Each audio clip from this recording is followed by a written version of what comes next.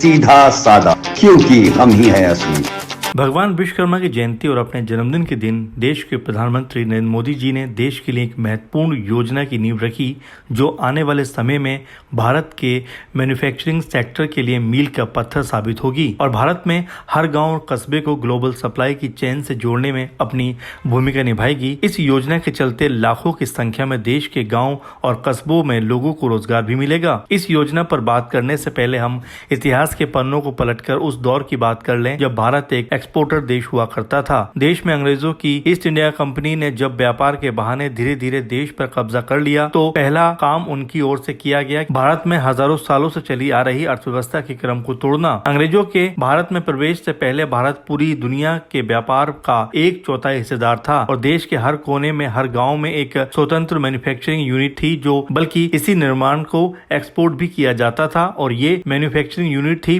पीढ़ियों से चला आ रहा पुश्तैनी कारीगरी का कारोबार। और अंग्रेजों ने भारत की इसी सुव्यवस्थित अर्थव्यवस्था को अपने आर्थिक हितों के लिए घातक मानकर इस क्रम को तोड़ा और गांव कस्बों में काम करने वाले कारीगरों के हुनर पर चोट करके उन्हें बाधक मजदूर बनाकर अपने उपनिवेशों में मजदूरी के लिए भेज दिया। देश की आजादी से पहले महात्मा गांधी ने आजाद स्वराज के अपने दृष्टिकोण में गाँव और कस्बों की इसी अर्थव्यवस्था को फिर से जीवित करने और कुटीर उद्योगों और लघु मध्यम उद्योगों पर अधिक जोर देने की बात की थी। परंतु देश की आज़ादी के बाद जो अर्थव्यवस्था अपनाई गई उसमें गांव और कस्बों को विकास तथा आधुनिकता से जोड़कर उनके पारंपरिक कौशल को आधुनिकता के साथ जोड़कर आत्मनिर्भर अर्थव्यवस्था पर जोर देने के स्थान पर विकास के केंद्र के रूप में नए महानगर को ही विकसित करने और इनके इर्द गिर्द आधुनिकता और शिक्षा, स्वास्थ्य, बेहतर जीवन, रोजगार की संभावना और गतिशील आर्थिक गतिविधि सहित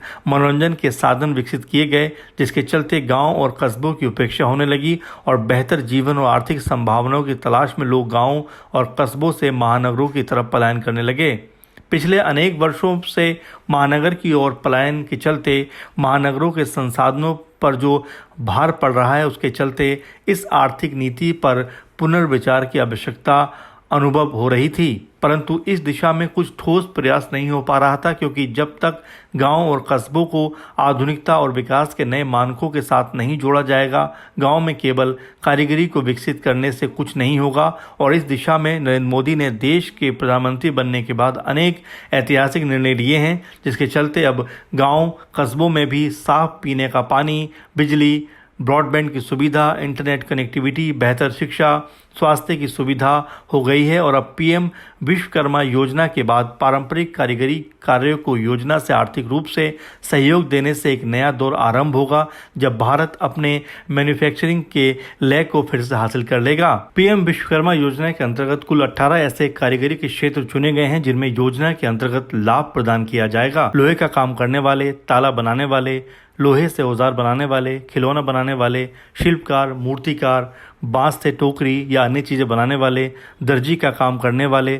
सोने का काम करने वाले, राजमिस्त्री, जूता बनाने का काम करने वाले, मिट्टी के बर्तन बनाने वाले, कुम्हार, नाव बनाने वाले, मछली पकड़ने का जाल बनाने वाले आदि। इन सभी को जनसेवा केंद्र पर योग्यता प्रमाण पत्र हासिल करना होगा और फिर इन्हें विश्वकर्मा लाभार्थी प्रमाण पत्र मिलेगा और फिर सरकार की ओर से 5 से 7 दिन का विशेष प्रशिक्षण मिलेगा। इस प्रशिक्षण के दौरान प्रतिदिन 500 रुपये भत्ता भी दिया जाएगा। इन कारीगरों को नए आधुनिक औजार खरीदने के लिए टूल किट के लिए 15,000 रुपये का वाउचर भी मिलेगा। प्रशिक्षण प्राप्त कारीगर यदि चाहें तो उसे अपना कार्य विस्तार करने के लिए सरकार की गारंटी पर बैंक से 1 लाख रुपए का लोन 5% के ब्याज पर ले सकते और इस लोन के उपयोग को दिखाकर उसे सही ढंग से चुका देने पर फिर से 2 लाख रुपए का लोन 5% ब्याज पर मिलेगा।